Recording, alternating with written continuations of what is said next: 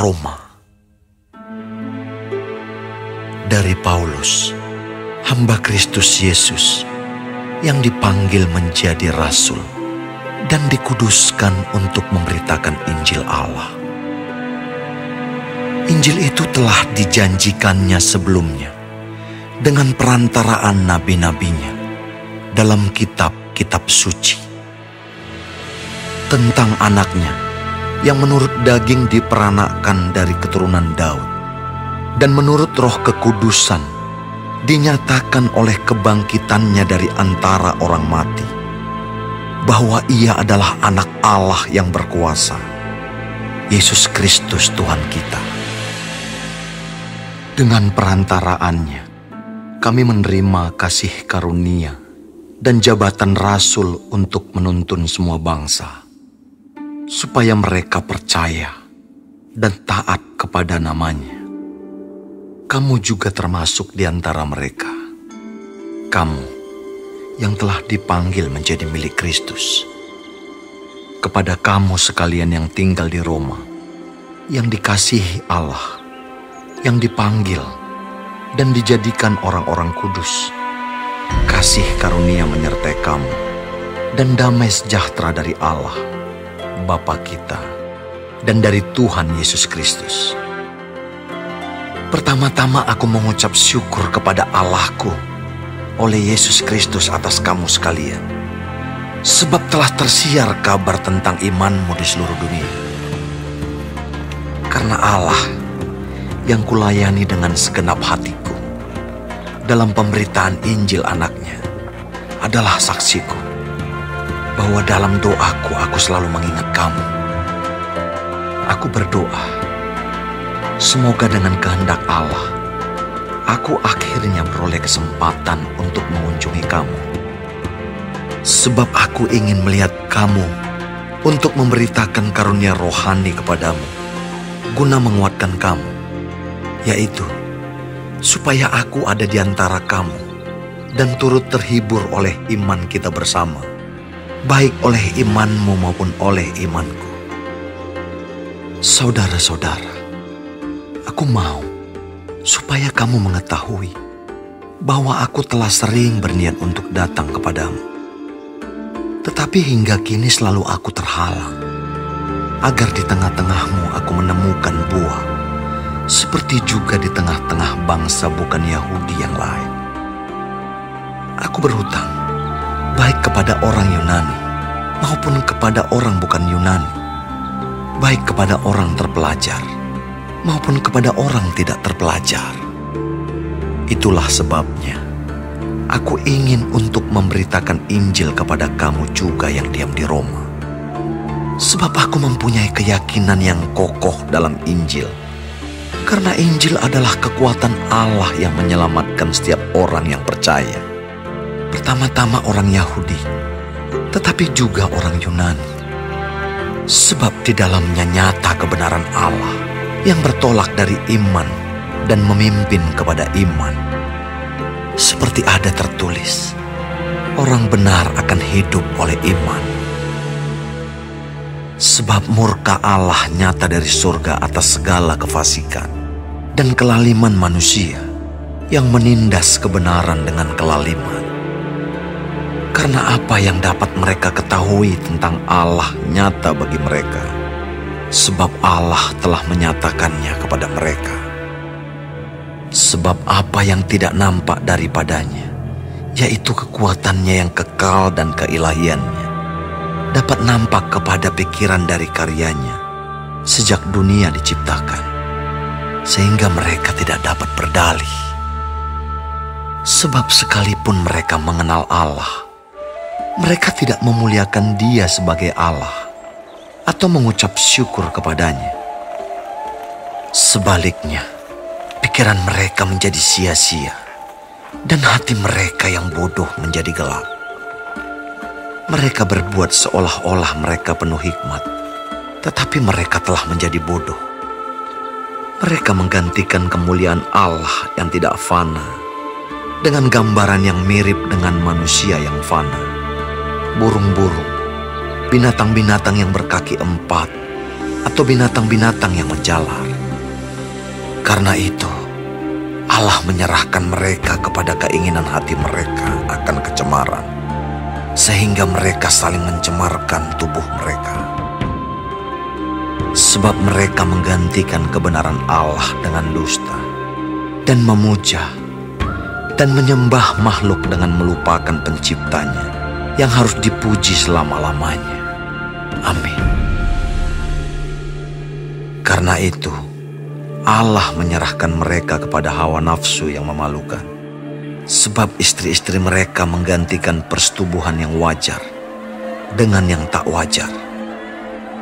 Demikian juga suami-suami meninggalkan persetubuhan yang wajar dengan istri mereka dan menyala-nyala dalam berahi mereka seorang terhadap yang lain, sehingga mereka melakukan kemesuman laki-laki dengan laki-laki. Dan karena itu, mereka menerima dalam diri mereka balasan yang setimpal untuk kesesatan mereka. Dan karena mereka tidak merasa perlu untuk mengakui Allah, maka Allah menyerahkan mereka kepada pikiran-pikiran yang terkutuk, sehingga mereka melakukan apa yang tidak pantas, penuh dengan rupa-rupa kelaliman, kejahatan, keserakahan dan kebusukan, penuh dengan dengki, pembunuhan, perselisihan, tipu muslihat dan kefasikan. Mereka adalah pengumpat, pemfitnah, pembenci Allah, kurang ajar, congkak, sombong, pandai dalam kejahatan, tidak taat kepada orang tua, tidak berakal, tidak setia, tidak penyayang, tidak mengenal belas kasihan. Sebab walaupun mereka mengetahui tuntutan-tuntutan hukum Allah, yaitu bahwa setiap orang yang melakukan hal-hal demikian patut dihukum mati, mereka bukan saja melakukannya sendiri, tetapi mereka juga setuju dengan mereka yang melakukannya.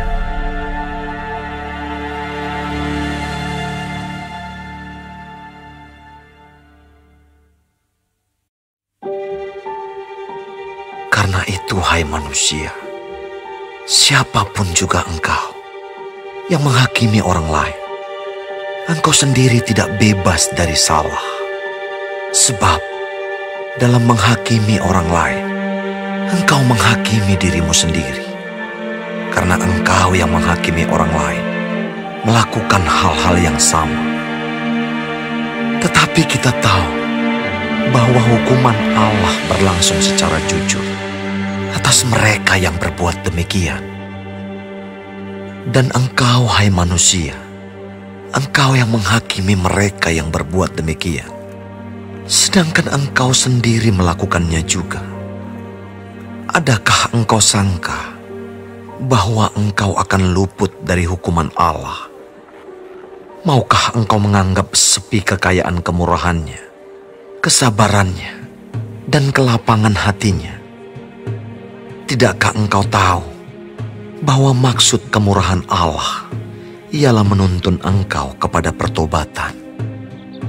Tetapi oleh kekerasan hatimu yang tidak mau bertobat, engkau menimbun murka atas dirimu sendiri. Pada hari waktu mana murka dan hukuman Allah yang adil akan dinyatakan. Ia akan membalas setiap orang menurut perbuatannya, yaitu hidup kekal kepada mereka yang dengan tekun berbuat baik, mencari kemuliaan, kehormatan dan ketidakbinasaan. Tetapi murka dan geram kepada mereka yang mencari kepentingan sendiri, yang tidak taat kepada kebenaran, melainkan taat kepada kelaliman. Penderitaan dan kesesakan akan menimpa setiap orang yang hidup yang berbuat jahat. Pertama-tama orang Yahudi dan juga orang Yunani. Tetapi kemuliaan, kehormatan, dan damai sejahtera akan diperoleh semua orang yang berbuat baik. Pertama-tama orang Yahudi dan juga orang Yunani. Sebab Allah tidak memandang bulu. Sebab semua orang yang berdosa tanpa hukum Taurat akan binasa tanpa hukum Taurat. Dan semua orang yang berdosa di bawah hukum Taurat akan dihakimi oleh hukum Taurat. Karena bukanlah orang yang mendengar hukum Taurat yang benar di hadapan Allah, tetapi orang yang melakukan hukum Tauratlah yang akan dibenarkan. Apabila bangsa-bangsa lain yang tidak memiliki hukum Taurat, oleh dorongan diri sendiri melakukan apa yang dituntut hukum Taurat, maka walaupun mereka tidak memiliki hukum Taurat, mereka menjadi hukum Taurat bagi diri mereka sendiri. Sebab dengan itu, mereka menunjukkan bahwa isi hukum Taurat ada tertulis di dalam hati mereka. Dan suara hati mereka turut bersaksi. Dan pikiran mereka saling menuduh atau saling membela. Hal itu akan nampak pada hari bila mana Allah, sesuai dengan Injil yang kuberitakan, akan menghakimi segala sesuatu yang tersembunyi dalam hati manusia oleh Kristus Yesus. Tetapi jika kamu menyebut dirimu orang Yahudi dan bersandar kepada hukum Taurat, bermegah dalam Allah dan tahu akan kehendaknya, dan oleh karena diajar dalam hukum Taurat, dapat tahu mana yang baik dan mana yang tidak, dan yakin bahwa engkau adalah penuntun orang buta dan terang bagi mereka yang di dalam kegelapan, pendidik orang bodoh dan pengajar orang yang belum dewasa. Karena dalam hukum Taurat, engkau memiliki kegenapan segala kepandaian dan kebenaran. Jadi, bagaimanakah engkau yang mengajar orang lain? Tidakkah engkau mengajar dirimu sendiri? Engkau yang mengajar, jangan mencuri. Mengapa engkau sendiri mencuri? Engkau yang berkata, jangan berzina. Mengapa engkau sendiri berzina? Engkau yang jijik akan segala berhala.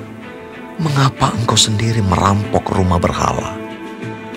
Engkau bermegah atas hukum Taurat. Mengapa engkau sendiri menghina Allah dengan melanggar hukum Taurat itu?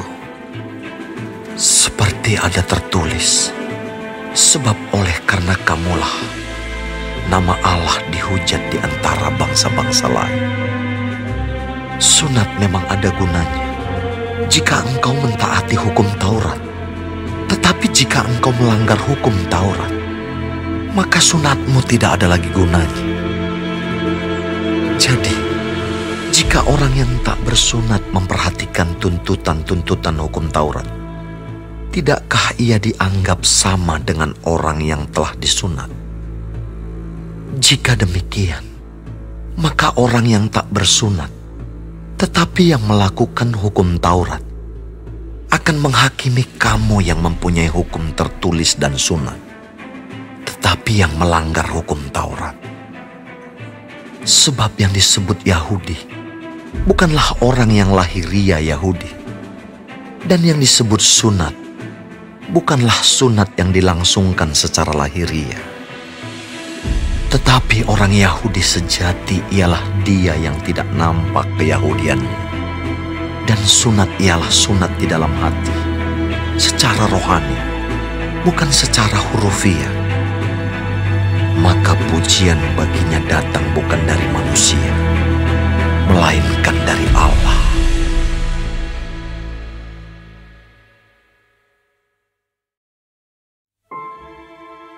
Jika demikian, apakah kelebihan orang Yahudi? Dan apakah gunanya sunat? Banyak sekali, dan di dalam segala hal. Pertama-tama, sebab kepada merekalah dipercayakan firman Allah. Jadi bagaimana jika di antara mereka ada yang tidak setia? Dapatkah ketidaksetiaan itu membatalkan kesetiaan Allah? Sekali-kali tidak. Sebaliknya, Allah adalah benar, dan semua manusia pembohong. Seperti ada tertulis, supaya engkau ternyata benar dalam segala firman-Mu dan menang jika engkau dihakimi. Tetapi jika ketidakbenaran kita menunjukkan kebenaran Allah, apakah yang akan kita katakan? Tidak adilkah Allah? Aku berkata sebagai manusia, jika Ia menampakkan murka-Nya. Sekali-kali tidak. Andai kata demikian, bagaimanakah Allah dapat menghakimi dunia? Tetapi jika kebenaran Allah oleh dustaku semakin melimpah bagi kemuliaan-Nya, mengapa aku masih dihakimi lagi sebagai orang berdosa? Bukankah tidak benar fitnahan orang yang mengatakan bahwa kita berkata, marilah kita berbuat yang jahat, supaya yang baik timbul daripadanya? Orang semacam itu sudah selayaknya mendapat hukuman. Jadi bagaimana? Adakah kita mempunyai kelebihan daripada orang lain? Sama sekali tidak. Sebab di atas telah kita tuduh baik orang Yahudi maupun orang Yunani, bahwa mereka semua ada di bawah kuasa dosa. Seperti ada tertulis, tidak ada yang benar, seorang pun tidak. Tidak ada seorang pun yang berakal budi. Tidak ada seorang pun yang mencari Allah. Semua orang telah menyeleweng. Mereka semua tidak berguna. Tidak ada yang berbuat baik, seorang pun tidak. Kerongkongan mereka seperti kubur yang ternganga. Lidah mereka merayu-rayu. Bibir mereka mengandung bisa. Mulut mereka penuh dengan sumpah serapah. Kaki mereka cepat untuk menumpahkan darah. Keruntuhan dan kebinasaan mereka tinggalkan di jalan mereka. Dan jalan damai tidak mereka kenal. Rasa takut kepada Allah tidak ada pada orang itu. Tetapi kita tahu bahwa segala sesuatu yang tercantum dalam kitab Taurat ditujukan kepada mereka yang hidup di bawah hukum Taurat, supaya tersumbat setiap mulut dan seluruh dunia jatuh ke bawah hukuman Allah. Sebab tidak seorang pun yang dapat dibenarkan di hadapan Allah oleh karena melakukan hukum Taurat. Karena justru oleh hukum Taurat orang mengenal dosa. Tetapi sekarang, tanpa hukum Taurat, kebenaran Allah telah dinyatakan.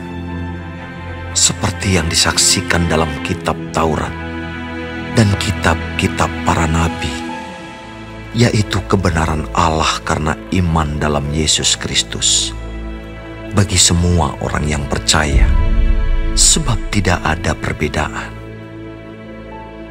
Karena semua orang telah berbuat dosa dan telah kehilangan kemuliaan Allah, dan oleh kasih karunia telah dibenarkan dengan cuma-cuma karena penebusan dalam Kristus Yesus.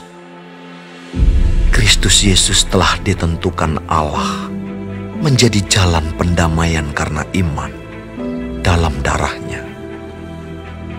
Hal ini dibuatnya untuk menunjukkan keadilan-Nya, karena Ia telah membiarkan dosa-dosa yang telah terjadi dahulu pada masa kesabaran-Nya.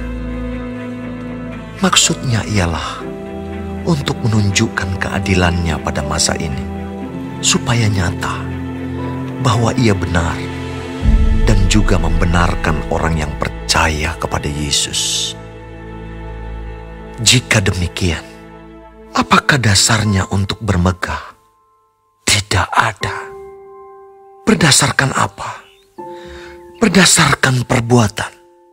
Tidak, melainkan berdasarkan iman. Karena kami yakin bahwa manusia dibenarkan karena iman, dan bukan karena ia melakukan hukum Taurat. Atau adakah Allah hanya Allah orang Yahudi saja, bukankah ia juga adalah Allah bangsa-bangsa lain? Ya, benar, ia juga adalah Allah bangsa-bangsa lain.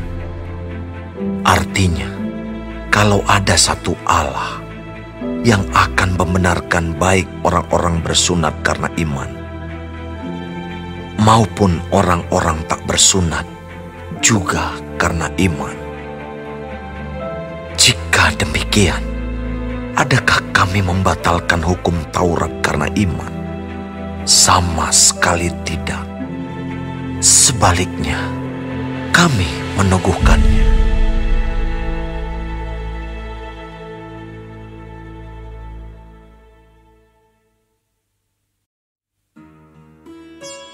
Jadi apakah akan kita katakan tentang Abraham, bapa leluhur jasmani kita? Sebab jikalau Abraham dibenarkan karena perbuatannya, maka ia beroleh dasar untuk bermegah, tetapi tidak di hadapan Allah. Sebab apakah dikatakan nas kitab suci? Lalu percayalah Abraham kepada Tuhan, dan Tuhan memperhitungkan hal itu kepadanya sebagai kebenaran.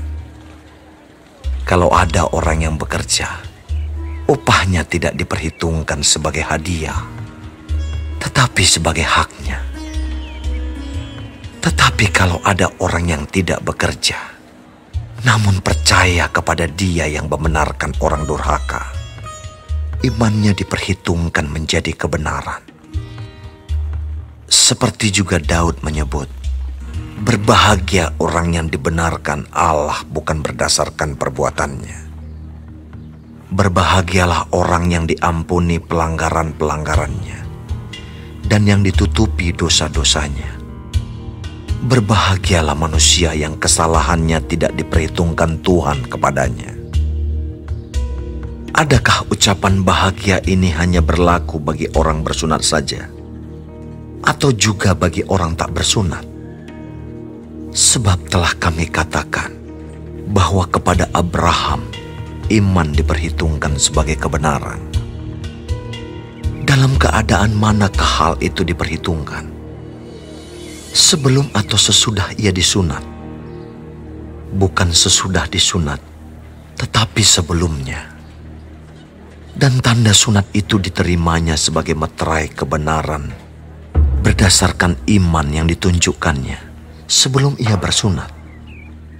Demikianlah ia dapat menjadi bapa semua orang percaya yang tak bersunat, supaya kebenaran diperhitungkan kepada mereka. Dan juga menjadi bapa orang-orang bersunat, yaitu mereka yang bukan hanya bersunat, tetapi juga mengikuti jejak iman Abraham, bapa leluhur kita, pada masa ia belum disunat. Sebab bukan karena hukum Taurat telah diberikan janji kepada Abraham dan keturunannya, bahwa ia akan memiliki dunia, tetapi karena kebenaran berdasarkan iman. Sebab jika mereka yang mengharapkannya dari hukum Taurat menerima bagian yang dijanjikan Allah, maka sia-sialah iman dan batallah janji itu. Karena hukum Taurat membangkitkan murka, tetapi di mana tidak ada hukum Taurat, di situ tidak ada juga pelanggaran. Karena itulah kebenaran berdasarkan iman, supaya merupakan kasih karunia, sehingga janji itu berlaku bagi semua keturunan Abraham, bukan hanya bagi mereka yang hidup dari hukum Taurat, tetapi juga bagi mereka yang hidup dari iman Abraham. Sebab Abraham adalah bapa kita semua. Seperti ada tertulis, engkau telah kutetapkan menjadi bapa banyak bangsa, di hadapan Allah yang kepadanya ia percaya, yaitu Allah yang menghidupkan orang mati dan yang menjadikan dengan firman-Nya apa yang tidak ada menjadi ada. Sebab sekalipun tidak ada dasar untuk berharap, namun Abraham berharap juga dan percaya bahwa ia akan menjadi bapa banyak bangsa, menurut yang telah difirmankan. Demikianlah banyaknya nanti keturunanmu. Imannya tidak menjadi lemah, walaupun ia mengetahui bahwa tubuhnya sudah sangat lemah karena usianya telah kira-kira 100 tahun dan bahwa rahim Sarah telah tertutup. Tetapi terhadap janji Allah, ia tidak bimbang karena ketidakpercayaan. Malah ia diperkuat dalam imannya dan ia memuliakan Allah dengan penuh keyakinan bahwa Allah berkuasa untuk melaksanakan apa yang telah ia janjikan. Karena itu, hal ini diperhitungkan kepadanya sebagai kebenaran. Kata-kata ini, yaitu hal ini diperhitungkan kepadanya, tidak ditulis untuk Abraham saja, tetapi ditulis juga untuk kita. Sebab kepada kita pun Allah memperhitungkannya, karena kita percaya kepada Dia yang telah membangkitkan Yesus Tuhan kita dari antara orang mati, yaitu Yesus yang telah diserahkan karena pelanggaran kita dan dibangkitkan karena pembenaran kita.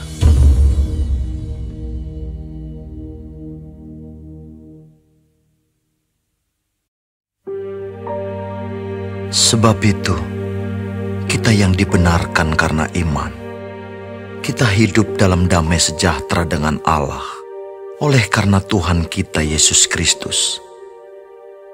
Oleh Dia, kita juga beroleh jalan masuk oleh iman kepada kasih karunia ini. Di dalam kasih karunia ini kita berdiri, dan kita bermegah dalam pengharapan akan menerima kemuliaan Allah. Dan bukan hanya itu saja, kita malah bermegah juga dalam kesengsaraan kita.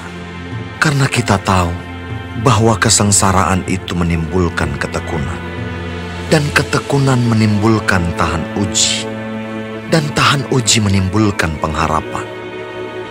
Dan pengharapan tidak mengecewakan, karena kasih Allah telah dicurahkan di dalam hati kita oleh Roh Kudus yang telah dikaruniakan kepada kita. Karena waktu kita masih lemah, Kristus telah mati untuk kita orang-orang durhaka pada waktu yang ditentukan oleh Allah. Sebab tidak mudah seorang mau mati untuk orang yang benar, tetapi mungkin untuk orang yang baik ada orang yang berani mati. Akan tetapi, Allah menunjukkan kasih-Nya kepada kita oleh karena Kristus telah mati untuk kita ketika kita masih berdosa. Lebih-lebih karena kita sekarang telah dibenarkan oleh darah-Nya, kita pasti akan diselamatkan dari murka Allah. Sebab jikalau kita ketika masih seteru diperdamaikan dengan Allah oleh kematian anaknya, lebih-lebih kita yang sekarang telah diperdamaikan, pasti akan diselamatkan oleh hidup-Nya. Dan bukan hanya itu saja, kita malah bermegah dalam Allah oleh Yesus Kristus, Tuhan kita. Sebab oleh Dia kita telah menerima pendamaian itu. Sebab itu, sama seperti dosa telah masuk ke dalam dunia oleh satu orang, dan oleh dosa itu juga maut, demikianlah maut itu telah menjalar kepada semua orang, karena semua orang telah berbuat dosa. Sebab sebelum hukum Taurat ada, telah ada dosa di dunia. Tetapi dosa itu tidak diperhitungkan kalau tidak ada hukum Taurat. Sungguh pun demikian, maut telah berkuasa dari zaman Adam sampai kepada zaman Musa, juga atas mereka yang tidak berbuat dosa dengan cara yang sama seperti yang telah dibuat oleh Adam, yang adalah gambaran Dia yang akan datang. Tetapi karunia Allah tidaklah sama dengan pelanggaran Adam. Sebab jika karena pelanggaran satu orang semua orang telah jatuh di dalam kuasa maut, jauh lebih besar lagi kasih karunia Allah dan karunia-Nya yang dilimpahkannya atas semua orang karena satu orang, yaitu Yesus Kristus. Dan kasih karunia tidak berimbangan dengan dosa satu orang. Sebab penghakiman atas satu pelanggaran itu telah mengakibatkan penghukuman.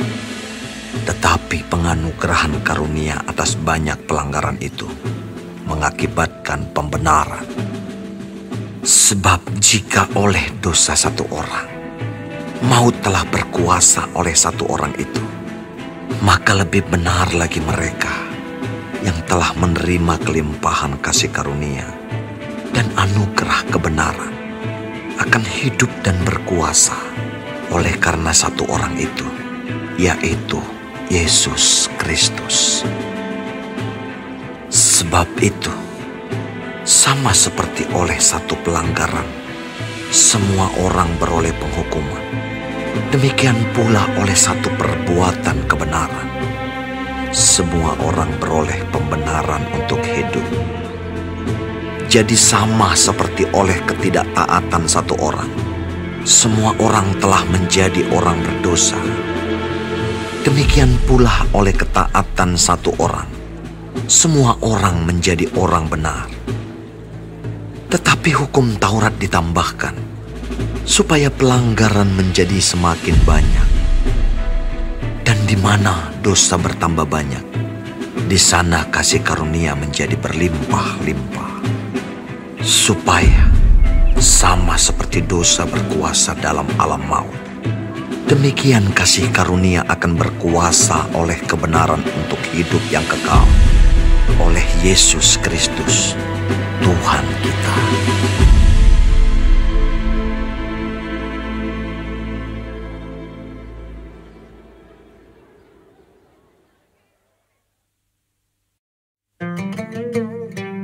Jika demikian, apakah yang hendak kita katakan? Bolehkah kita bertekun dalam dosa supaya semakin bertambah kasih karunia itu? Sekali-kali tidak. Bukankah kita telah mati bagi dosa?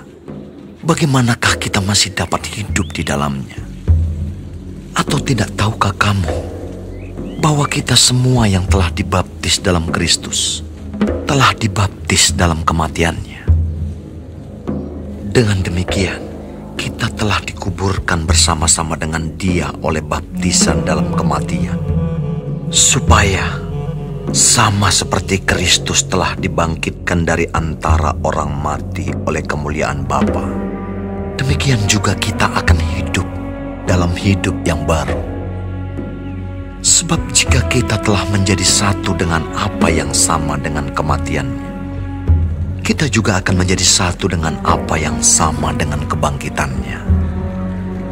Karena kita tahu bahwa manusia lama kita telah turut disalibkan, supaya tubuh dosa kita hilang kuasanya, agar jangan kita menghambakan diri lagi kepada dosa. Sebab siapa yang telah mati, ia telah bebas dari dosa. Jadi jika kita telah mati dengan Kristus, kita percaya bahwa kita akan hidup juga dengan Dia. Karena kita tahu bahwa Kristus sesudah Ia bangkit dari antara orang mati, tidak mati lagi. Maut tidak berkuasa lagi atas Dia. Sebab kematiannya adalah kematian terhadap dosa, satu kali dan untuk selama-lamanya.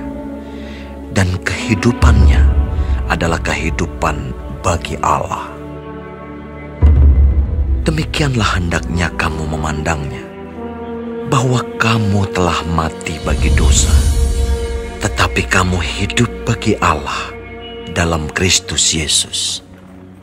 Sebab itu, hendaklah dosa jangan berkuasa lagi di dalam tubuhmu yang fana, supaya kamu jangan lagi menuruti keinginannya. Dan janganlah kamu menyerahkan anggota-anggota tubuhmu kepada dosa untuk dipakai sebagai senjata kelaliman. Tetapi serahkanlah dirimu kepada Allah sebagai orang-orang yang dahulu mati, tetapi yang sekarang hidup. Dan serahkanlah anggota-anggota tubuhmu kepada Allah untuk menjadi senjata-senjata kebenaran. Sebab kamu tidak akan dikuasai lagi oleh dosa, karena kamu tidak berada di bawah hukum Taurat, tetapi di bawah kasih karunia. Jadi bagaimana? Apakah kita akan berbuat dosa karena kita tidak berada di bawah hukum Taurat, tetapi di bawah kasih karunia? Sekali-kali tidak. Apakah kamu tidak tahu bahwa apabila kamu menyerahkan dirimu kepada seseorang sebagai hamba untuk mentaatinya, kamu adalah hamba orang itu yang harus kamu taati, baik dalam dosa yang memimpin kamu kepada kematian, maupun dalam ketaatan yang memimpin kamu kepada kebenaran. Tetapi syukurlah kepada Allah, dahulu memang kamu hamba dosa, tetapi sekarang kamu dengan segenap hati telah mentaati pengajaran yang telah diteruskan kepadamu. Kamu telah dimerdekakan dari dosa dan menjadi hamba kebenaran. Aku mengatakan hal ini secara manusia karena kelemahan kamu. Sebab sama seperti kamu telah menyerahkan anggota-anggota tubuhmu menjadi hamba kecemaran dan kedurhakaan yang membawa kamu kepada kedurhakaan, demikian hal kamu sekarang harus menyerahkan anggota-anggota tubuhmu menjadi hamba kebenaran yang membawa kamu kepada pengudusan. Sebab waktu kamu hamba dosa, kamu bebas dari kebenaran. Dan buah apakah yang kamu petik daripadanya? Semuanya itu menyebabkan kamu merasa malu sekarang. Karena kesudahan semuanya itu ialah kematian. Tetapi sekarang, setelah kamu dimerdekakan dari dosa, dan setelah kamu menjadi hamba Allah, kamu beroleh buah yang membawa kamu kepada pengudusan. Dan sebagai kesudahannya, ialah hidup yang kekal.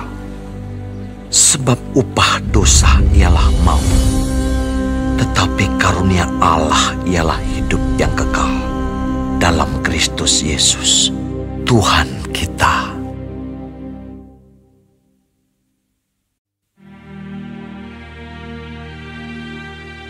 Apakah kamu tidak tahu, saudara-saudara? Sebab aku berbicara kepada mereka yang mengetahui hukum, bahwa hukum berkuasa atas seseorang selama orang itu hidup. Sebab seorang istri terikat oleh hukum kepada suaminya selama suaminya itu hidup. Akan tetapi apabila suaminya itu mati, bebaslah ia dari hukum yang mengikatnya kepada suaminya itu. Jadi selama suaminya hidup, ia dianggap berzina kalau ia menjadi istri laki-laki lain. Tetapi jika suaminya telah mati, ia bebas dari hukum, sehingga ia bukanlah berzina kalau ia menjadi istri laki-laki lain. Sebab itu saudara-saudaraku, kamu juga telah mati bagi hukum Taurat oleh tubuh Kristus, supaya kamu menjadi milik orang lain, yaitu milik Dia yang telah dibangkitkan dari antara orang mati, agar kita berbuah bagi Allah. Sebab waktu kita masih hidup di dalam daging, hawa nafsu dosa yang dirangsang oleh hukum Taurat bekerja dalam anggota-anggota tubuh kita, agar kita berbuah bagi maut. Tetapi sekarang kita telah dibebaskan dari hukum Taurat, sebab kita telah mati bagi Dia yang mengurung kita, sehingga kita sekarang melayani dalam keadaan baru menurut roh, dan bukan dalam keadaan lama menurut huruf hukum Taurat. Jika demikian, apakah yang hendak kita katakan? Apakah hukum Taurat itu dosa? Sekali-kali tidak. Sebaliknya, Justru oleh hukum Taurat aku telah mengenal dosa. Karena aku juga tidak tahu apa itu keinginan. Kalau hukum Taurat tidak mengatakan, jangan mengingini. Tetapi dalam perintah itu, dosa mendapat kesempatan untuk membangkitkan di dalam diriku rupa-rupa keinginan. Sebab tanpa hukum Taurat, dosa mati. Dahulu aku hidup tanpa hukum Taurat. Akan tetapi sesudah datang perintah itu, dosa mulai hidup. Sebaliknya aku mati. Dan perintah yang seharusnya membawa kepada hidup, ternyata bagiku justru membawa kepada kematian. Sebab dalam perintah itu, dosa mendapat kesempatan untuk menipu aku. Dan oleh perintah itu, ia membunuh aku. Jadi, hukum Taurat adalah kudus, dan perintah itu juga adalah kudus, benar dan baik. Jika demikian, adakah yang baik itu menjadi kematian bagiku? Sekali-kali tidak.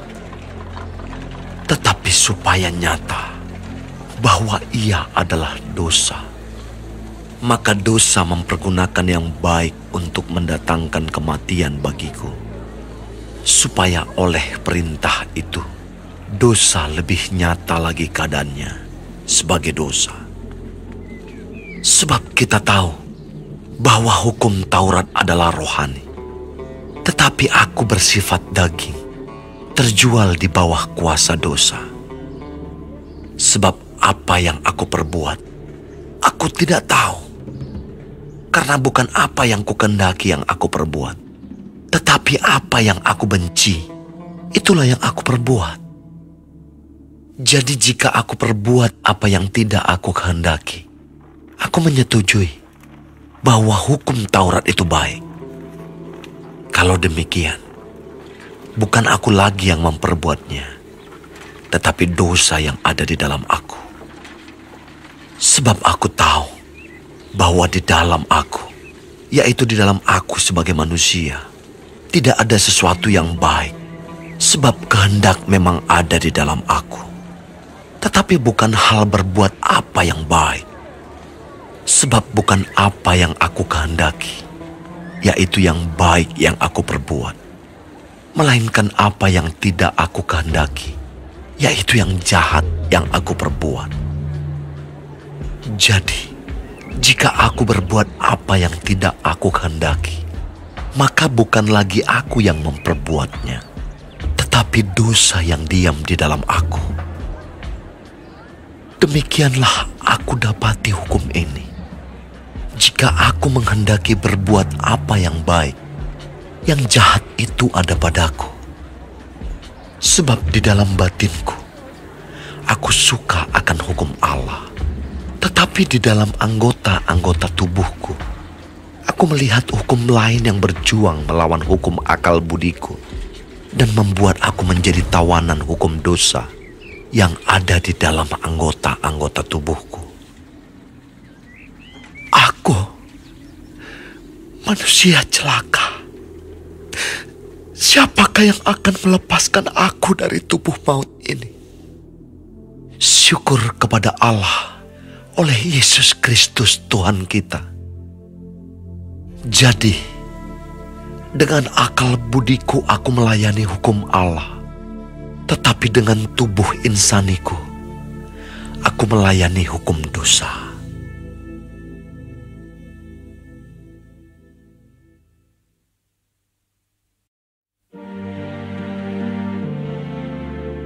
Demikianlah, sekarang tidak ada penghukuman bagi mereka yang ada di dalam Kristus Yesus.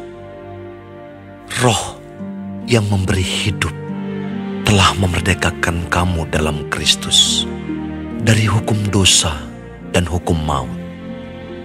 Sebab apa yang tidak mungkin dilakukan hukum Taurat, karena tak berdaya oleh daging, telah dilakukan oleh Allah.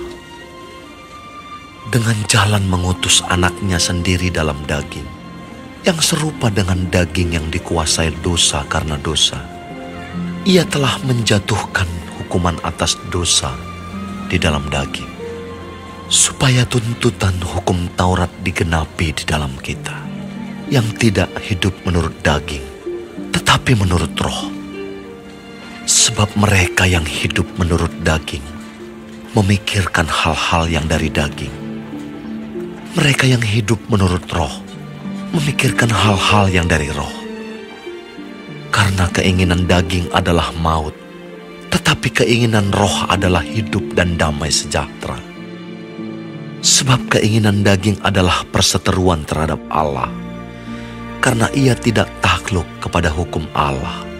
Hal ini memang tidak mungkin baginya. Mereka yang hidup dalam daging tidak mungkin berkenan kepada Allah. Tetapi kamu tidak hidup dalam daging, melainkan dalam roh, jika memang roh Allah diam di dalam kamu. Tetapi jika orang tidak memiliki roh Kristus, ia bukan milik Kristus. Tetapi jika Kristus ada di dalam kamu, maka tubuh memang mati karena dosa, tetapi roh adalah kehidupan oleh karena kebenaran. Dan jika roh Dia yang telah membangkitkan Yesus dari antara orang mati diam di dalam kamu, maka Ia yang telah membangkitkan Kristus Yesus dari antara orang mati akan menghidupkan juga tubuhmu yang fana itu oleh roh-Nya yang diam di dalam kamu. Jadi, saudara-saudara, kita adalah orang berhutang, tetapi bukan kepada daging, supaya hidup menurut daging. Sebab, jika kamu hidup menurut daging, kamu akan mati. Tetapi jika oleh roh, kamu mematikan perbuatan-perbuatan tubuhmu, kamu akan hidup. Semua orang yang dipimpin roh Allah adalah anak Allah. Sebab kamu tidak menerima roh perbudakan yang membuat kamu menjadi takut lagi. Tetapi kamu telah menerima roh yang menjadikan kamu anak Allah. Oleh roh itu kita berseru, "Ya Abba, ya Bapa." Roh itu bersaksi bersama-sama dengan roh kita bahwa kita adalah anak-anak Allah. Dan jika kita adalah anak, maka kita juga adalah ahli waris. Maksudnya, orang-orang yang berhak menerima janji-janji Allah, yang akan menerimanya bersama-sama dengan Kristus, yaitu jika kita menderita bersama-sama dengan Dia, supaya kita juga dipermuliakan bersama-sama dengan Dia. Sebab aku yakin bahwa penderitaan zaman sekarang ini tidak dapat dibandingkan dengan kemuliaan yang akan dinyatakan kepada kita. Sebab dengan sangat rindu, seluruh makhluk menantikan saat anak-anak Allah dinyatakan. Karena seluruh makhluk telah ditaklukkan kepada kesia-siaan, bukan oleh kehendaknya sendiri, tetapi oleh kehendak Dia yang telah menaklukkannya. Tetapi dalam pengharapan, karena makhluk itu sendiri juga akan dimerdekakan dari perbudakan kebinasaan dan masuk ke dalam kemerdekaan kemuliaan anak-anak Allah. Sebab kita tahu bahwa sampai sekarang segala makhluk sama-sama mengeluh dan sama-sama merasakan sakit bersalin. Dan bukan hanya mereka saja, tetapi kita yang telah menerima karunia sulung roh, kita juga mengeluh dalam hati kita sambil menantikan pengangkatan sebagai anak, yaitu pembebasan tubuh kita. Sebab kita diselamatkan dalam pengharapan. Tetapi pengharapan yang dilihat bukan pengharapan lagi. Sebab bagaimana orang masih mengharapkan apa yang dilihatnya? Tetapi jika kita mengharapkan apa yang tidak kita lihat, kita menantikannya dengan tekun. Demikian juga Roh membantu kita dalam kelemahan kita. Sebab kita tidak tahu bagaimana sebenarnya harus berdoa. Tetapi Roh sendiri berdoa untuk kita kepada Allah dengan keluhan-keluhan yang tidak terucapkan. Dan Allah yang menyelidiki hati nurani mengetahui maksud Roh itu, yaitu bahwa Ia sesuai dengan kehendak Allah berdoa untuk orang-orang kudus. Kita tahu sekarang bahwa Allah turut bekerja dalam segala sesuatu untuk mendatangkan kebaikan bagi mereka yang mengasihi Dia, yaitu bagi mereka yang terpanggil sesuai dengan rencana Allah.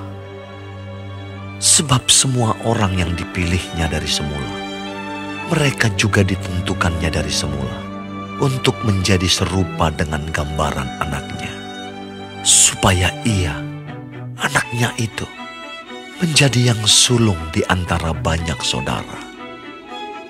Dan mereka yang ditentukannya dari semula, mereka itu juga dipanggilnya. Dan mereka yang dipanggilnya, mereka itu juga dibenarkannya.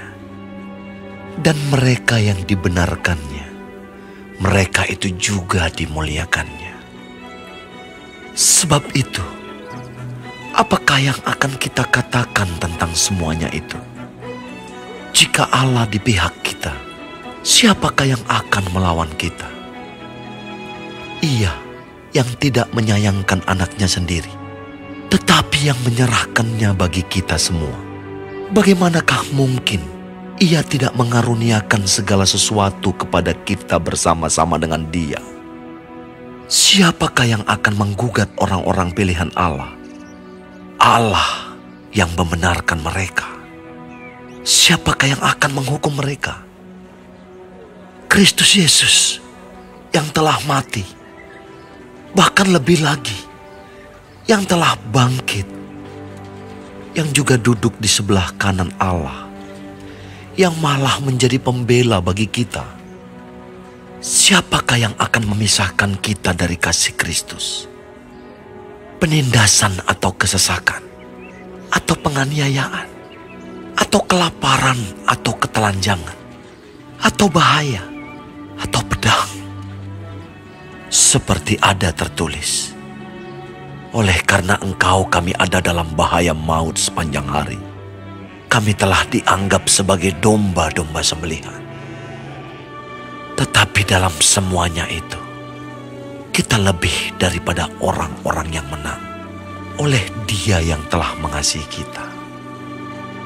Sebab aku yakin bahwa baik maut maupun hidup, baik malaikat-malaikat maupun pemerintah-pemerintah, baik yang ada sekarang maupun yang akan datang, atau kuasa-kuasa, baik yang di atas maupun yang di bawah, ataupun sesuatu makhluk lain, tidak akan dapat memisahkan kita dari kasih Allah yang ada dalam Kristus Yesus, Tuhan kita.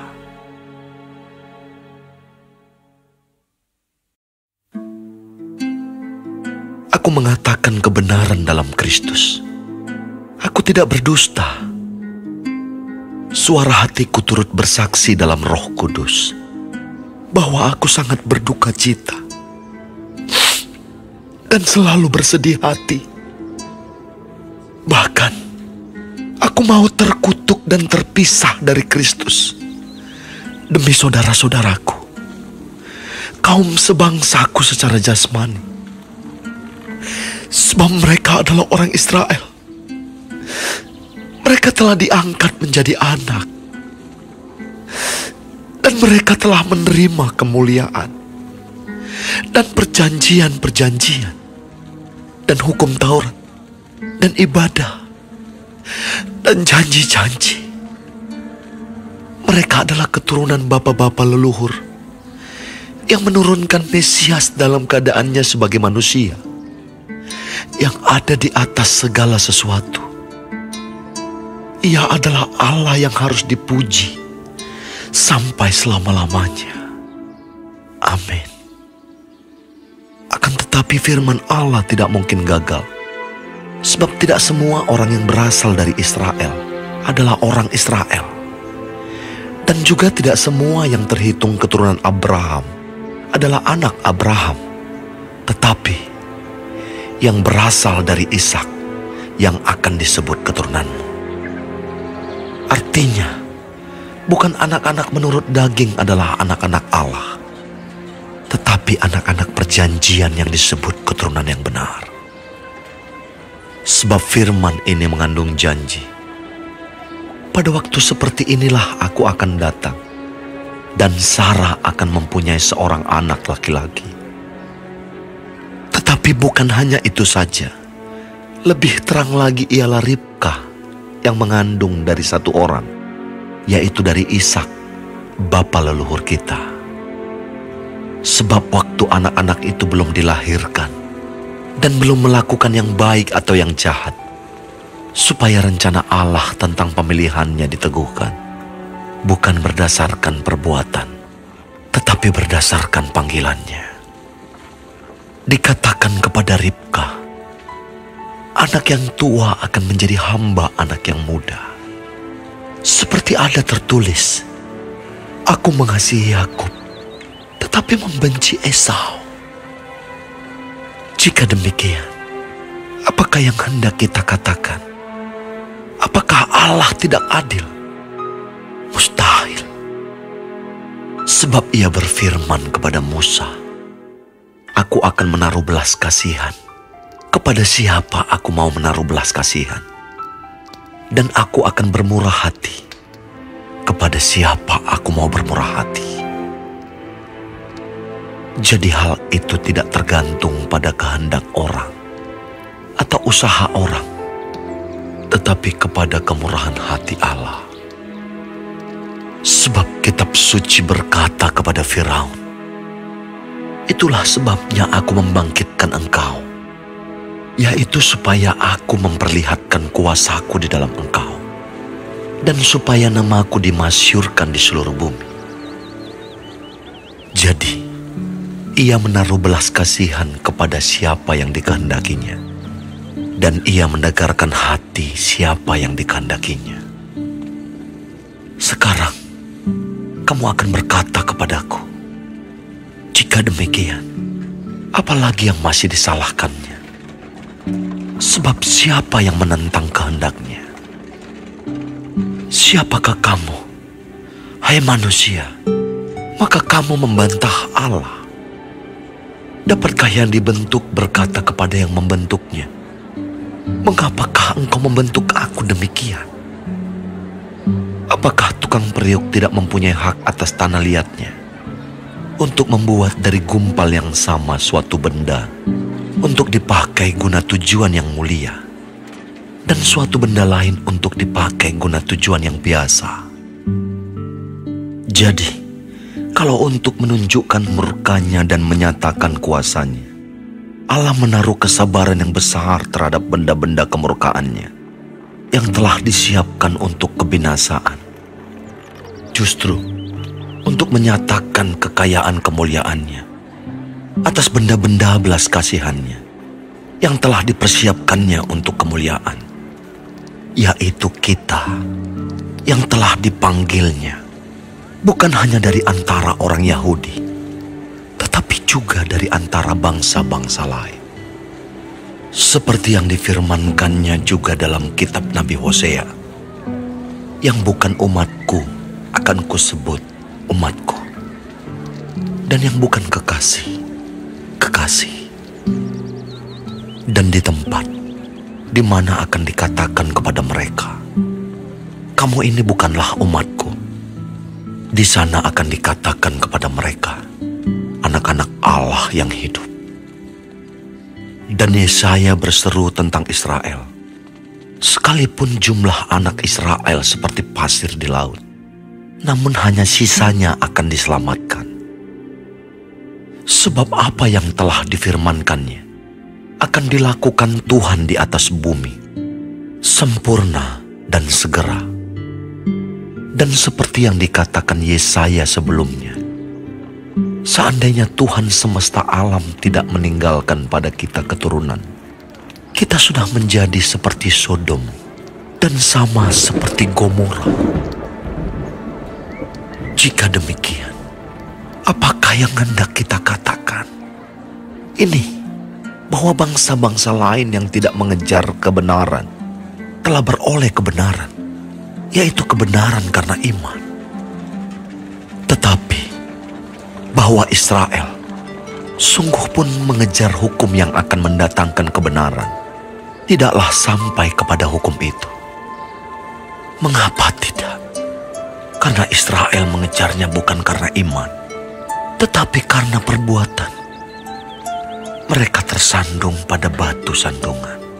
Seperti ada tertulis, sesungguhnya aku meletakkan di Sion sebuah batu sentuhan dan sebuah batu sandungan, dan siapa yang percaya kepadanya tidak akan dipermalukan.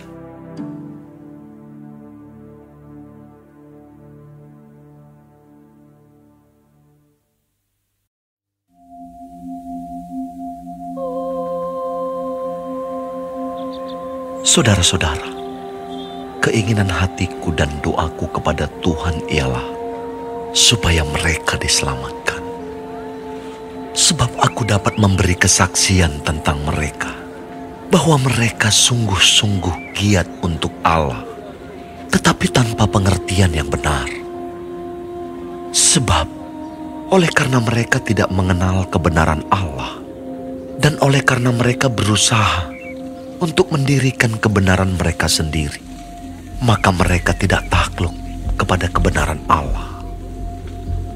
Sebab Kristus adalah kegenapan hukum Taurat, sehingga kebenaran diperoleh tiap-tiap orang yang percaya. Sebab Musa menulis tentang kebenaran karena hukum Taurat. Orang yang melakukannya akan hidup karenanya. Tetapi kebenaran karena iman berkata demikian. Jangan katakan di dalam hatimu, siapakah akan naik ke surga, yaitu untuk membawa Yesus turun. Atau, siapakah akan turun ke jurang maut, yaitu untuk membawa Kristus naik dari antara orang mati. Tetapi apakah katanya? Ini, firman itu dekat kepadamu, yakni di dalam mulutmu dan di dalam hatimu. Itulah firman iman yang kami beritakan. Sebab jika kamu mengaku dengan mulutmu bahwa Yesus adalah Tuhan, dan percaya dalam hatimu bahwa Allah telah membangkitkan Dia dari antara orang mati, maka kamu akan diselamatkan. Karena dengan hati orang percaya dan dibenarkan, dan dengan mulut orang mengaku dan diselamatkan. Karena kitab suci berkata, barang siapa yang percaya kepada Dia tidak akan dipermalukan. Sebab tidak ada perbedaan antara orang Yahudi dan orang Yunani. Karena Allah yang satu itu adalah Tuhan dari semua orang, kaya bagi semua orang yang berseru kepadanya. Sebab barang siapa yang berseru kepada nama Tuhan akan diselamatkan. Tetapi bagaimana mereka dapat berseru kepadanya jika mereka tidak percaya kepada Dia? Bagaimana mereka dapat percaya kepada Dia jika mereka tidak mendengar tentang Dia? Bagaimana mereka mendengar tentang Dia jika tidak ada yang memberitakannya? Dan bagaimana mereka dapat memberitakannya jika mereka tidak diutus? Seperti ada tertulis, betapa indahnya kedatangan mereka yang membawa kabar baik. Tetapi tidak semua orang telah menerima kabar baik itu. Yesaya sendiri berkata, Tuhan, siapakah yang percaya kepada pemberitaan kami? Jadi, iman timbul dari pendengaran, dan pendengaran oleh firman Kristus. Tetapi aku bertanya, adakah mereka tidak mendengarnya? Memang mereka telah mendengarnya. Suara mereka sampai ke seluruh dunia, dan perkataan mereka sampai ke ujung bumi. Tetapi aku bertanya, adakah Israel menanggapnya? Pertama-tama Musa berkata, aku menjadikan kamu cemburu terhadap orang-orang yang bukan umat, dan membangkitkan amarahmu terhadap bangsa yang bebal. Dan dengan berani Yesaya mengatakan, aku telah berkenan ditemukan mereka yang tidak mencari aku. Aku telah menampakkan diri kepada mereka yang tidak menanyakan aku. Tetapi tentang Israel ia berkata, sepanjang hari aku telah mengulurkan tanganku kepada bangsa yang tidak taat dan yang membantah.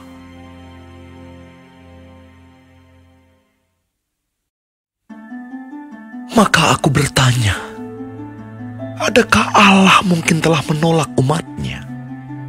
Sekali-kali tidak. Karena aku sendiri pun orang Israel, dari keturunan Abraham, dari suku Benyamin. Allah tidak menolak umatnya yang dipilihnya.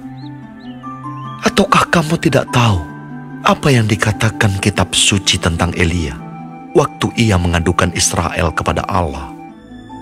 Tuhan, nabi-nabimu telah mereka bunuh, mesbah-mesbahmu telah mereka runtuhkan. Hanya aku seorang dirilah yang masih hidup, dan mereka ingin mencabut nyawaku. Tetapi bagaimanakah firman Allah kepadanya? Aku masih meninggalkan 7.000 orang bagiku, yang tidak pernah sujud menyembah Baal. Demikian juga pada waktu ini, ada tinggal suatu sisa menurut pilihan kasih karunia. Tetapi jika hal itu terjadi karena kasih karunia, maka bukan lagi karena perbuatan. Sebab jika tidak demikian, maka kasih karunia itu bukan lagi kasih karunia. Jadi bagaimana? Israel tidak memperoleh apa yang dikejarnya, tetapi orang-orang yang terpilih telah memperolehnya, dan orang yang lain telah tegar hatinya. Seperti ada tertulis, Allah membuat mereka tidur nyenyak, memberikan mata untuk tidak melihat, dan telinga untuk tidak mendengar, sampai kepada hari sekarang ini.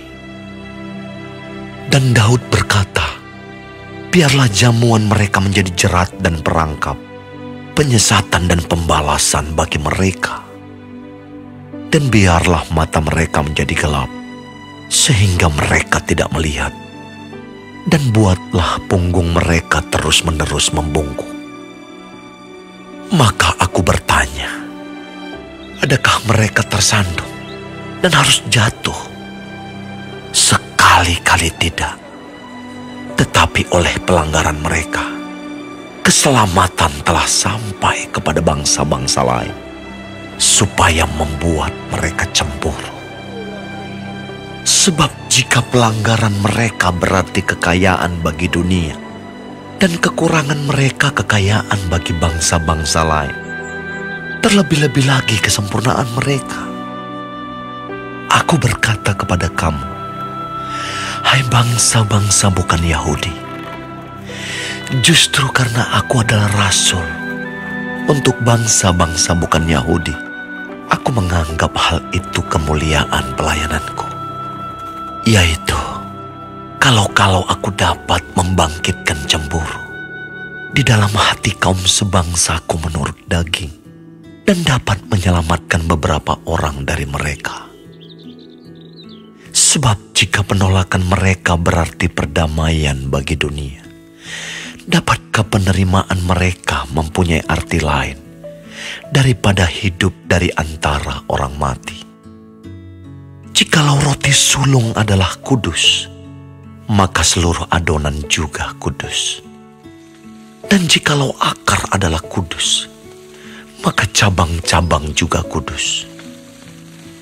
Karena itu, apabila beberapa cabang telah dipatahkan, dan kamu sebagai tunas liar telah dicangkokkan di antaranya, dan turut mendapat bagian dalam akar pohon zaitun yang penuh getah, janganlah kamu bermegah terhadap cabang-cabang itu.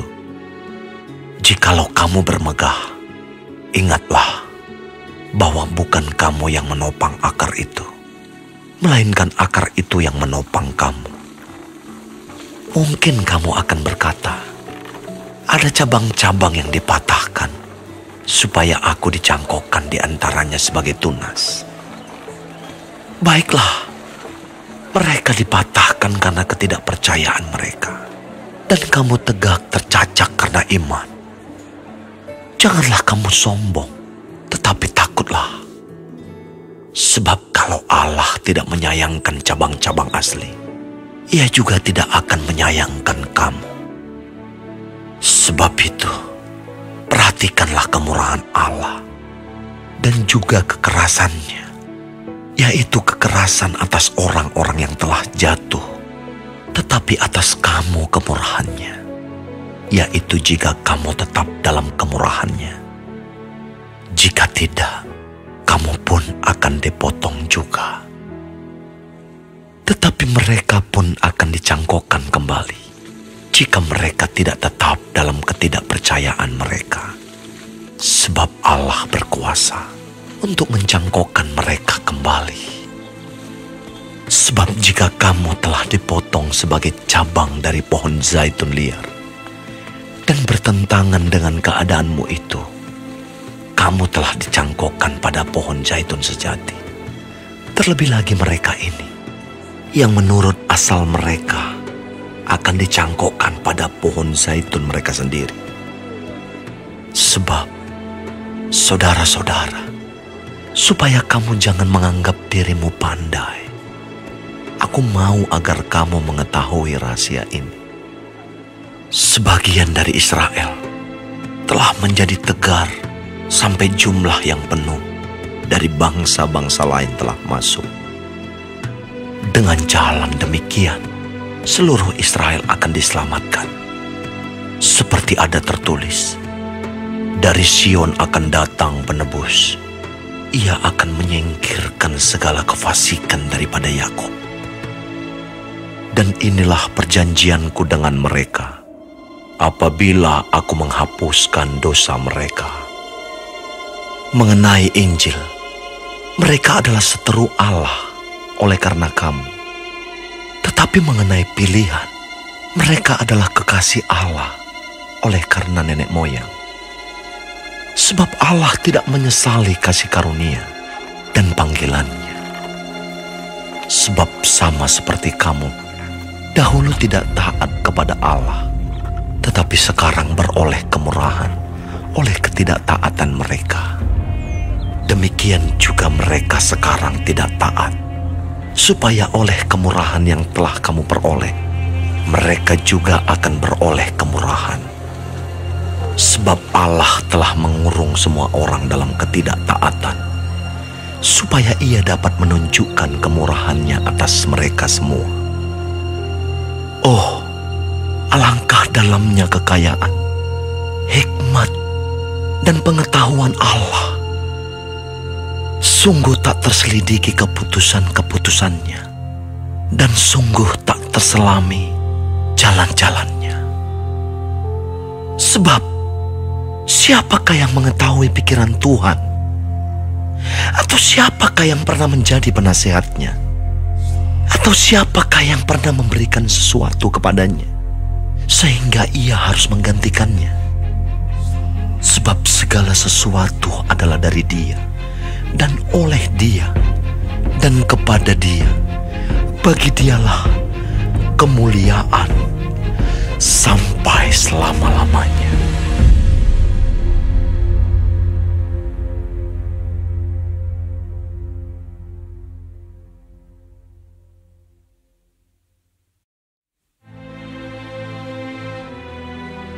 Karena itu, saudara-saudara, demi kemurahan Allah aku menasihatkan kamu, supaya kamu mempersembahkan tubuhmu sebagai persembahan yang hidup, yang kudus, dan yang berkenan kepada Allah.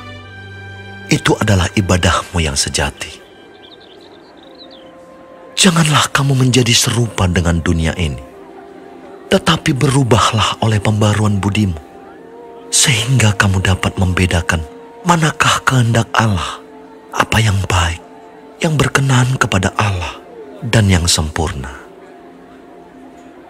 Berdasarkan kasih karunia yang dianugerahkan kepadaku, aku berkata kepada setiap orang di antara kamu, janganlah kamu memikirkan hal-hal yang lebih tinggi daripada yang patut kamu pikirkan. Tetapi hendaklah kamu berpikir begitu rupa, sehingga kamu menguasai diri menurut ukuran iman yang dikaruniakan Allah kepada kamu masing-masing. Sebab sama seperti pada satu tubuh, kita mempunyai banyak anggota, tetapi tidak semua anggota itu mempunyai tugas yang sama. Demikian juga kita, walaupun banyak, adalah satu tubuh di dalam Kristus, tetapi kita masing-masing adalah anggota yang seorang terhadap yang lain. Demikianlah kita mempunyai karunia yang berlain-lainan, menurut kasih karunia yang dianugerahkan kepada kita. Jika karunia itu adalah bernubuat, baiklah kita melakukannya sesuai dengan iman kita. Jika karunia untuk melayani, baiklah kita melayani. Jika karunia untuk mengajar, baiklah kita mengajar. Jika karunia untuk menasihati, baiklah kita menasihati. Siapa yang membagi-bagikan sesuatu, hendaklah ia melakukannya dengan hati yang ikhlas. Siapa yang memberi pimpinan, hendaklah ia melakukannya dengan rajin. Siapa yang menunjukkan kemurahan, hendaklah ia melakukannya dengan sukacita. Hendaklah kasih itu jangan pura-pura. Jauhilah yang jahat dan lakukanlah yang baik. Hendaklah kamu saling mengasihi sebagai saudara dan saling mendahului dalam memberi hormat. Janganlah hendaknya kerajinanmu kendor. Biarlah rohmu menyala-nyala dan layanilah Tuhan. Bersukacitalah dalam pengharapan. Sabarlah dalam kesesakan dan bertekunlah dalam doa. Bantulah dalam kekurangan orang-orang kudus dan usahakanlah dirimu untuk selalu memberikan tumpangan. Berkatilah siapa yang menganiaya kamu. Berkatilah dan jangan mengutuk. Bersukacitalah dengan orang yang bersukacita, dan menangislah dengan orang yang menangis. Hendaklah kamu sehati sepikir dalam hidupmu bersama. Janganlah kamu memikirkan perkara-perkara yang tinggi, tetapi arahkanlah dirimu kepada perkara-perkara yang sederhana. Janganlah menganggap dirimu pandai. Janganlah membalas kejahatan dengan kejahatan. Lakukanlah apa yang baik bagi semua orang, sedapat-dapatnya. Kalau hal itu bergantung padamu, hiduplah dalam perdamaian dengan semua orang. Saudara-saudaraku yang kekasih, janganlah kamu sendiri menuntut pembalasan, tetapi berilah tempat kepada murka Allah. Sebab ada tertulis, pembalasan itu adalah hakku. Akulah yang akan menuntut pembalasan, firman Tuhan. Tetapi jika seterumu lapar, berilah dia makan. Jika ia haus, berilah dia minum. Dengan berbuat demikian, kamu menumpukan bara api di atas kepalanya. Janganlah kamu kalah terhadap kejahatan, tetapi kalahkanlah kejahatan dengan kebaikan.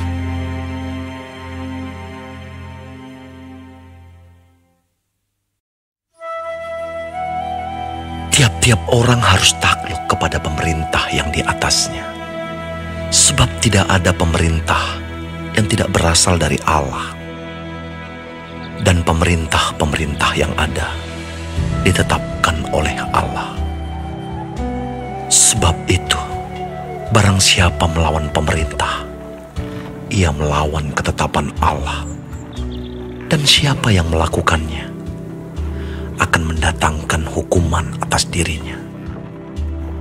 Sebab jika seorang berbuat baik, ia tidak usah takut kepada pemerintah.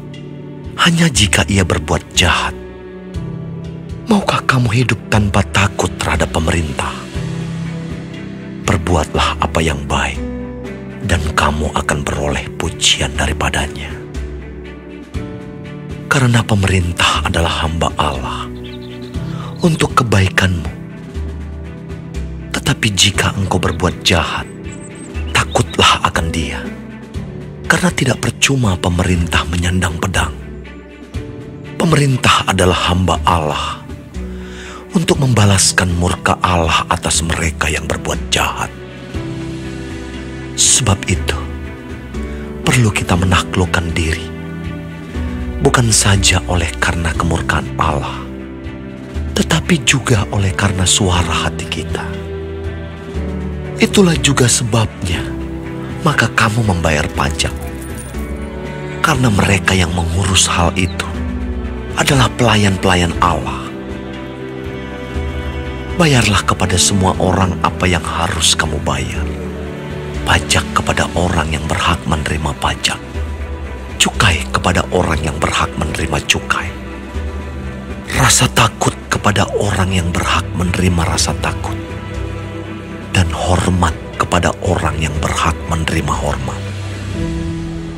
Janganlah kamu berhutang apa-apa kepada siapapun juga, tetapi hendaklah kamu saling mengasihi.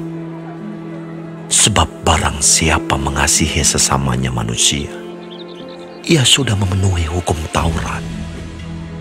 Karena firman, jangan berzina, jangan membunuh, jangan mencuri, jangan mengingini, dan firman lain manapun juga sudah tersimpul dalam firman ini, yaitu kasihilah sesamamu manusia seperti dirimu sendiri. Kasih tidak berbuat jahat terhadap sesama manusia. Karena itu, kasih adalah kegenapan hukum Taurat.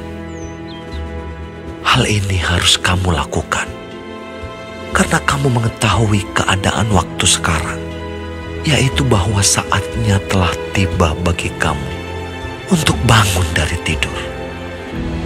Sebab sekarang keselamatan sudah lebih dekat bagi kita daripada waktu kita menjadi percaya. Hari sudah jauh malam, telah hampir siang.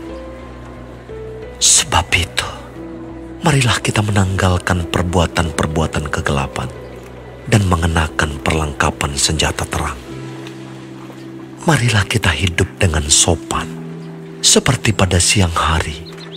Jangan dalam pesta pora dan kemabukan. Jangan dalam percabulan dan hawa nafsu. Jangan dalam perselisihan dan iri hati. Tetapi, kenakanlah Tuhan Yesus Kristus sebagai perlengkapan senjata terang. Dan janganlah merawat tubuhmu untuk memuaskan keinginannya.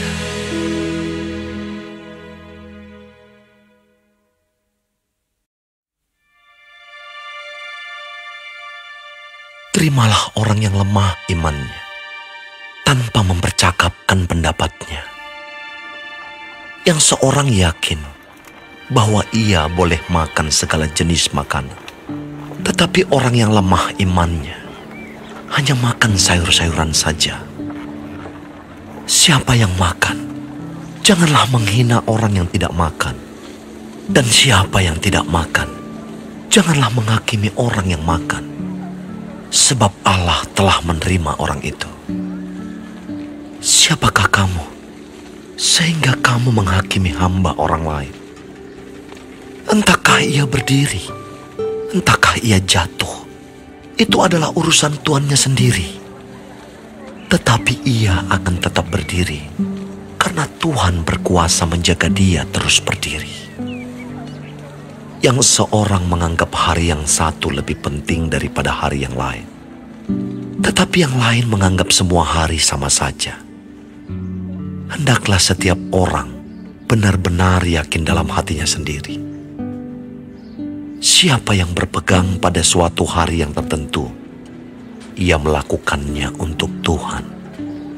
Dan siapa makan, ia melakukannya untuk Tuhan, sebab ia mengucap syukur kepada Allah.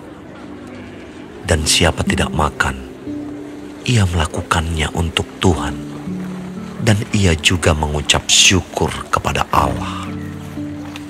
Sebab tidak ada seorang pun di antara kita yang hidup untuk dirinya sendiri, dan tidak ada seorang pun yang mati untuk dirinya sendiri. Sebab jika kita hidup untuk Tuhan.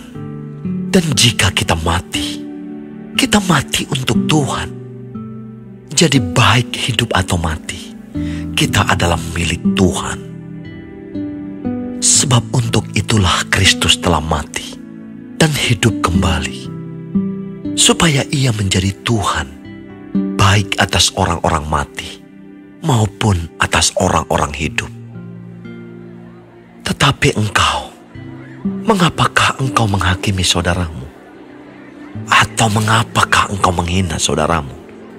Sebab kita semua harus menghadap tahta pengadilan Allah. Karena ada tertulis, demi aku hidup, demikianlah firman Tuhan, semua orang akan bertekuk lutut di hadapanku, dan semua orang akan memuliakan Allah. Demikianlah setiap orang di antara kita akan memberi pertanggungan jawab tentang dirinya sendiri kepada Allah. Karena itu, janganlah kita saling menghakimi lagi. Tetapi lebih baik kamu menganut pandangan ini.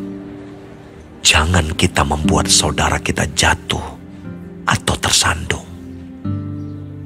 Aku tahu dan yakin dalam Tuhan Yesus bahwa tidak ada sesuatu yang najis dari dirinya sendiri. Hanya bagi orang yang beranggapan bahwa sesuatu adalah najis, bagi orang itulah sesuatu itu najis.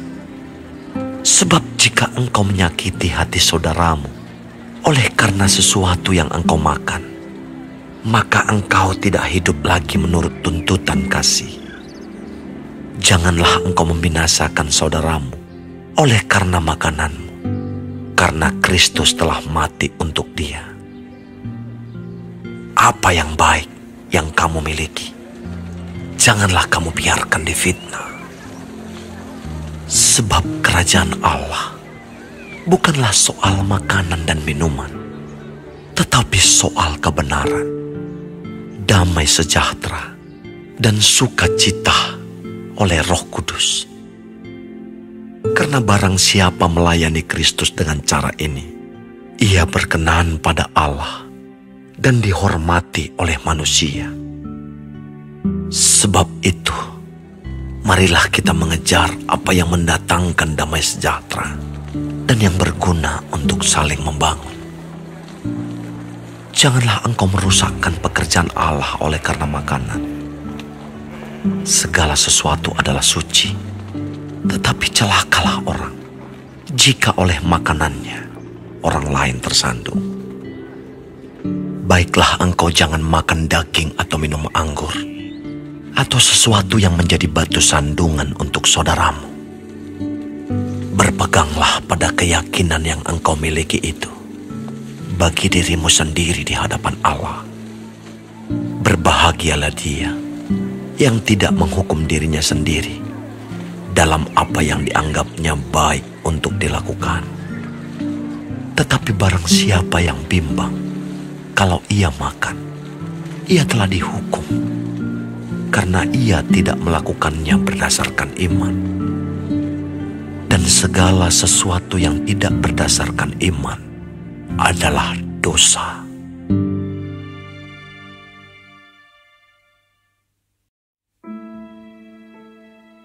Kita yang kuat wajib menanggung kelemahan orang yang tidak kuat. Dan jangan kita mencari kesenangan kita sendiri. Setiap orang di antara kita harus mencari kesenangan sesama kita demi kebaikannya untuk membangunnya. Karena Kristus juga tidak mencari kesenangannya sendiri. Tetapi seperti ada tertulis, kata-kata cercaan mereka yang mencerca engkau telah mengenai aku. Sebab segala sesuatu yang ditulis dahulu telah ditulis untuk menjadi pelajaran bagi kita, supaya kita teguh berpegang pada pengharapan oleh ketekunan dan penghiburan dari kitab suci.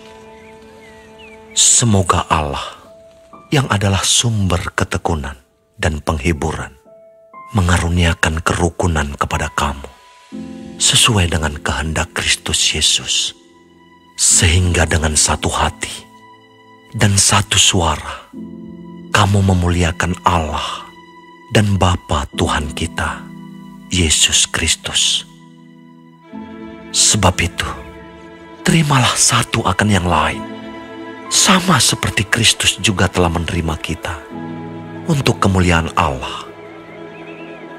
Yang aku maksudkan ialah bahwa oleh karena kebenaran Allah, Kristus telah menjadi pelayan orang-orang bersunat untuk mengokohkan janji yang telah diberikannya kepada nenek moyang kita, dan untuk memungkinkan bangsa-bangsa supaya mereka memuliakan Allah karena rahmat-Nya. Seperti ada tertulis, sebab itu aku akan memuliakan engkau di antara bangsa-bangsa dan menyanyikan mazmur bagi namamu. Dan selanjutnya, bersukacitalah, hai bangsa-bangsa, dengan umat-Nya. Dan lagi, pujilah Tuhan, hai kamu semua bangsa-bangsa, dan biarlah segala suku bangsa memuji Dia. Dan selanjutnya kata Yesaya, Taruk dari pangkal Isai akan terbit, dan Ia akan bangkit untuk memerintah bangsa-bangsa, dan kepadanya lah bangsa-bangsa akan menaruh harapan.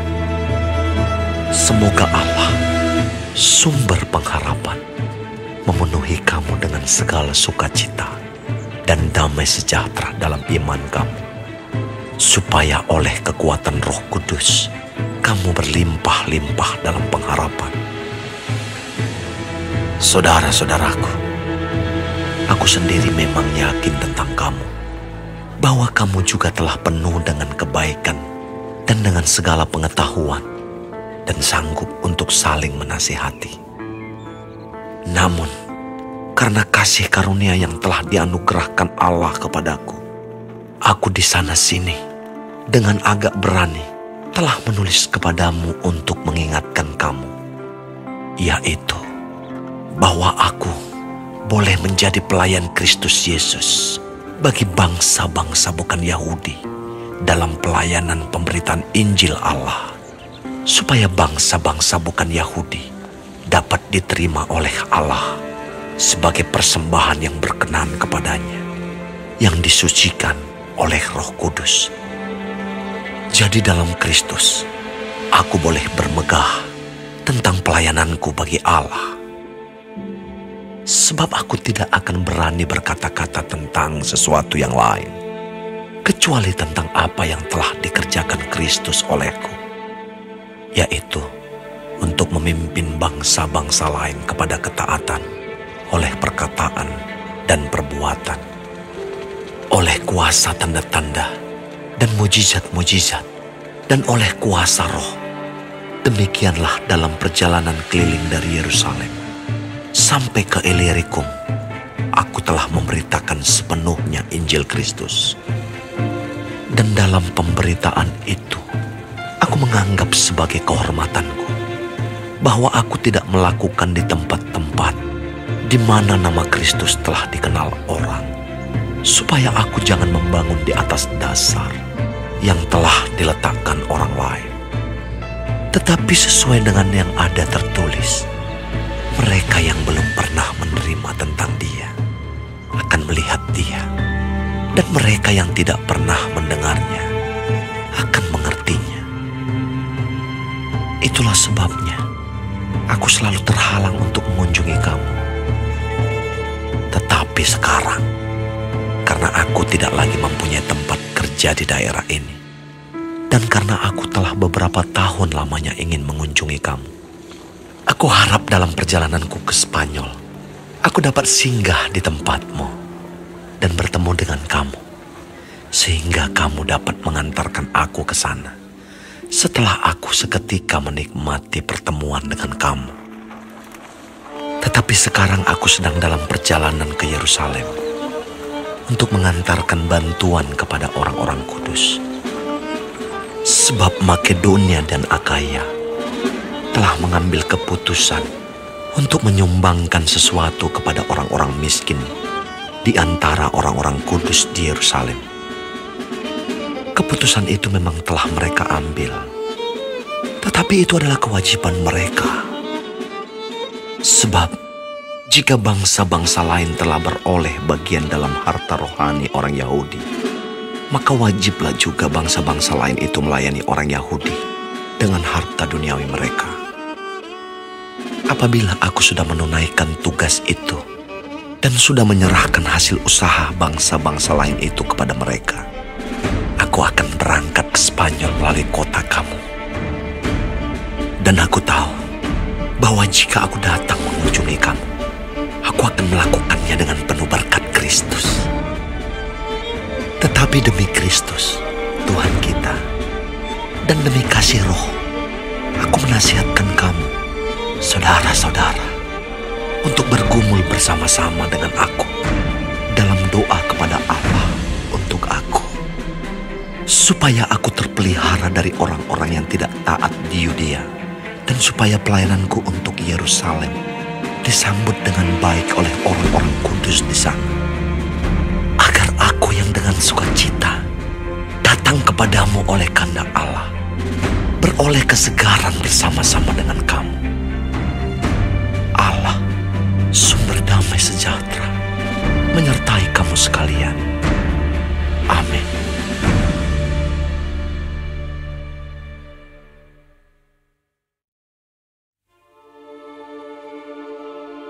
Aku meminta perhatianmu terhadap Febe, saudari kita yang melayani jemaat di Kengkrea, supaya kamu menyambut dia dalam Tuhan, sebagaimana seharusnya bagi orang-orang kudus. Dan berikanlah kepadanya bantuan bila diperlukannya, sebab ia sendiri telah memberikan bantuan kepada banyak orang, juga kepadaku sendiri. Sampaikan salam kepada Priscilla dan Aquila, teman-teman sekerjaku dalam Kristus Yesus. Mereka telah mempertaruhkan nyawanya untuk hidupku. Kepada mereka bukan aku saja yang berterima kasih, tetapi juga semua jemaat bukan Yahudi. Salam juga kepada jemaat di rumah mereka. Salam kepada Epenetus, saudara yang kukasihi, yang adalah buah pertama dari daerah Asia untuk Kristus. Salam kepada Maria yang telah bekerja keras untuk kamu. Salam kepada Andronikus dan Yunias, saudara-saudaraku sebangsa, yang pernah dipenjarakan bersama-sama dengan aku, yaitu orang-orang yang terpandang di antara para rasul dan yang telah menjadi Kristen sebelum aku. Salam kepada Ampliatus yang kukasihi dalam Tuhan. Salam kepada Urbanus, teman sekerja kami dalam Kristus. Dan salam kepada Stakis yang kukasihi. Salam kepada Apeles yang telah tahan uji dalam Kristus. Salam kepada mereka yang termasuk isi rumah Aristobulus. Salam kepada Herodion, temanku sebangsa. Salam kepada mereka yang termasuk isi rumah Narkisus yang ada dalam Tuhan. Salam kepada Trivena dan Trifosa yang bekerja membanting tulang dalam pelayanan Tuhan.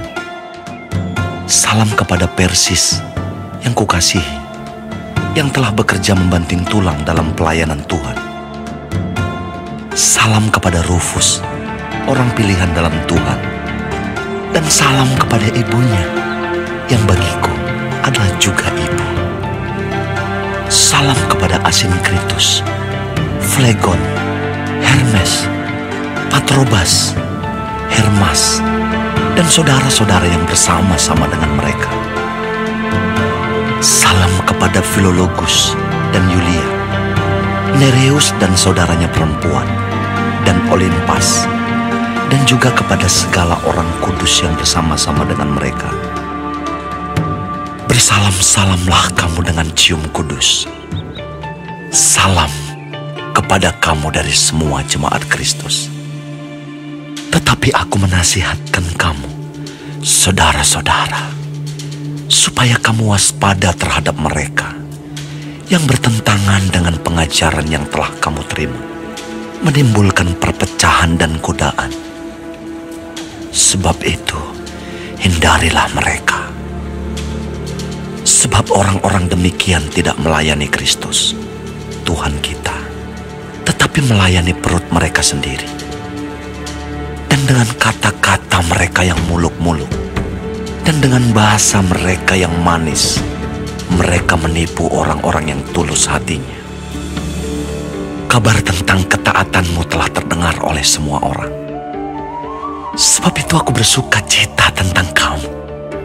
Tetapi aku ingin supaya kamu bijaksana terhadap apa yang baik dan bersih terhadap apa yang jahat. Semoga Allah, sumber damai sejahtera, segera akan menghancurkan iblis di bawah kakimu. Kasih karunia Yesus, Tuhan kita, menyertai kamu.